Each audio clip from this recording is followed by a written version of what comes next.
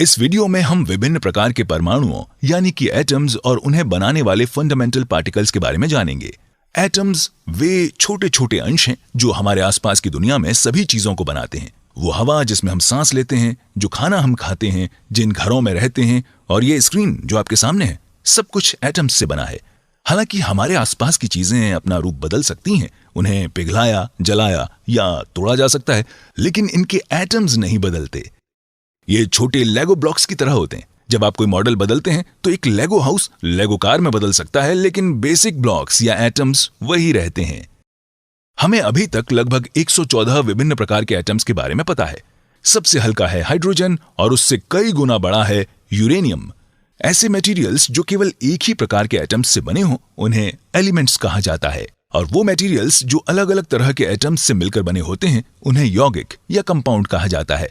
हर element को उसके symbol से रिप्रेजेंट किया जाता है, जैसे कि सोडियम का सिंबल है Na, ऑक्सीजन का सिंबल है O, आर्गन का सिंबल है Ar और जैसा कि आप समझ गए होंगे, हाइड्रोजन का सिंबल होगा H।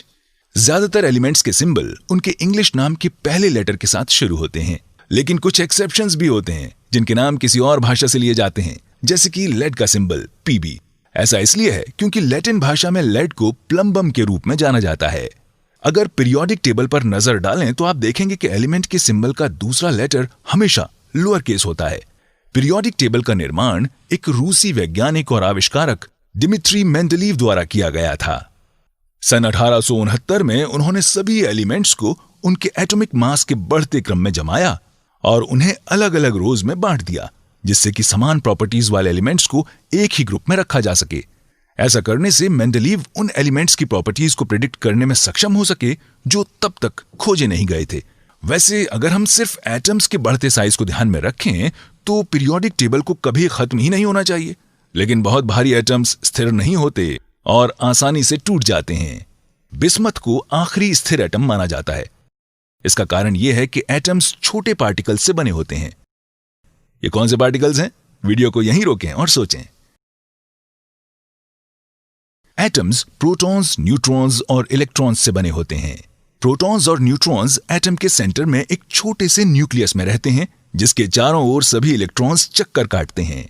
एक इलेक्ट्रॉन का मास एक न्यूट्रॉन या प्रोटॉन के मास के लगभग 1000वें हिस्से के बराबर होता है। तो इसका मतलब हुआ कि एक एटम का लगभग सारा मास उसके सेंटर में केंद्रित होता है। क्योंकि प्रोटॉन्स और न्यूट्रॉन्स का मास इलेक्ट्रॉन के मास की तुलना में बहुत बड़ा होता है, हम ये मान लेते हैं कि इलेक्ट्रॉन का मास मूलतः 0 है। एलिमेंट्स को पहचाना जाता है उनके न्यूक्लियस में पाए जाने वाले प्रोटॉन्स के आधार पर। प्रोटॉन्स की संख्या कभी नहीं बदलती। इसका कारण यह है कि प्रोटॉन्स और इलेक्ट्रॉन्स चार्ज्ड पार्टिकल्स होते हैं। प्रोटॉन्स के ऊपर पॉजिटिव चार्ज होता है +1 और इलेक्ट्रॉन्स के ऊपर नेगेटिव चार्ज होता है -1। क्योंकि इलेक्ट्रॉन्स एटम्स के न्यूक्लियस के चारों ओर स्वतंत्र रूप से घूमते हैं, उनका किसी भी दूसरे एटम के साथ आदान प्रदान किया जा सकता है, जिससे हमें उस एलिमेंट की केमिस्ट्री के बारे में पता चलता है। एक चार्ज्ड एटम को आयन कहा जाता है। न्यूट्रॉन्स चार्ज्ड नहीं होते। इससे वाकई में कोई फर्क नहीं पड़ता है कि किसी एटम के न्यूक्लियस में कितने न्यूट्रॉन्स हैं। ये उसकी केमिस्ट्री पर कोई प्रभाव नहीं डालते, लेकिन वो न्यूक्लियस को एक साथ बांधने में मदद करते हैं, जिसमें अन्यथा केवल पॉजिटिव चार्ज वाले प्रोटॉन्स होते हैं जो एक दूसरे को रिपेल करते हैं। एक ही एलिमेंट के कुछ एटम्स के न्यूक्लियस में उसी एलिमेंट के कुछ और एटम्स की तुलना में अधिक या कम न्यूट्रॉन्स हो सकते हैं। इन्हें आइसोटोप्स के रूप में जाना जाता है। इनके मासेस तो अलग अलग होते हैं, लेकिन इनकी फिजिकल प्रॉपर्टीज बिल्कुल समान होती हैं और ये एक ही तरह के रिएक्शंस शो करते हैं। तो अब तक आप समझ गए होंगे कि एटम्स प्रोटॉन्स, न्यूट्रॉन्स और इलेक्ट्रॉन से बने होते हैं। याद रखें, इलेक्ट्रॉन्स का मास लगभग ना के बराबर है। प्रोटॉन्स और इलेक्ट्रॉन्स चार्ज्ड होते हैं, लेकिन न्यूट्रॉन्स नहीं।